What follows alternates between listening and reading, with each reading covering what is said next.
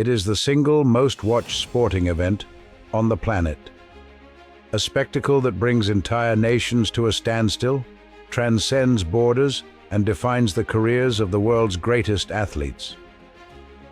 Today, we trace the origins and evolution of the FIFA World Cup, the tournament that turned a simple ball game into a global obsession. The story begins in the early 20th century. While football was already an Olympic sport, FIFA President Jules Rimet, a visionary French administrator, believed the game deserved a standalone global showcase. In 1930, Uruguay was selected as the inaugural host. It was a choice born of prestige, as Uruguay had recently won the Olympic football title. However, the journey was perilous. European teams, wary of the lengthy voyage across the Atlantic, were hesitant to commit. Rimet personally convinced 4 nations, France, Belgium, Yugoslavia, and Romania, to board the ocean liner SS Conte Verde. Only 13 teams competed in that first tournament. On July 30th, 1930, in the newly built Estadio Centenario, Uruguay defeated Argentina 4-2, etching their name as the first ever champions and setting the stage for a new sporting epoch. The World Cup was not immune to the turbulence of the 20th century. The 1934 and 1938 tournaments were overshadowed by the looming specter of fascism in Europe, with Benito Mussolini using Italy's 1934 victory as a propaganda tool.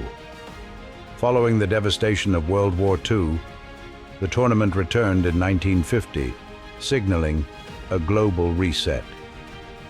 The post-war era saw the rise of the true global icons.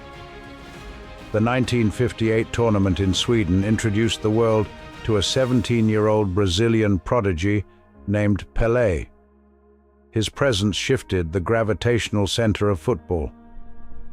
Brazil's victory in 1970, widely considered one of the greatest team performances in history, cemented the Joga Bonito, the beautiful game, as the sport's definitive identity. Under the presidency of João Havelange, the tournament underwent a massive expansion. From 16 teams, it grew to 24 in 1982, and eventually to 32 in 1998. The World Cup became a commercial juggernaut, attracting billions in sponsorship and media rights, transforming it into the modern behemoth we recognize today. This era belonged to the legends who defined their respective decades. Diego Maradona's divine intervention for Argentina in 1986, the tactical brilliance of the German powerhouse in 1990, and the rise of the French golden generation in 1998.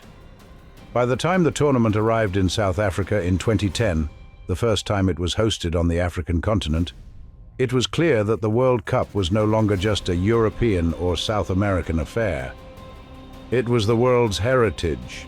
We are now in an era where legendary rivalries, such as the decade-long shadow dance between Lionel Messi and Cristiano Ronaldo, reached their zenith on the world stage.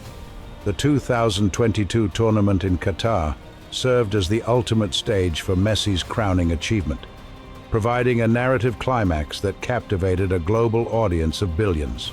But the history of the World Cup isn't just about the trophy.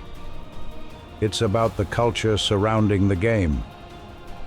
It is about the total football of the Dutch, the defensive discipline of the Italians, and the sheer unpredictability that allows a nation like Croatia or Morocco to stand toe-to-toe with the giants of the game.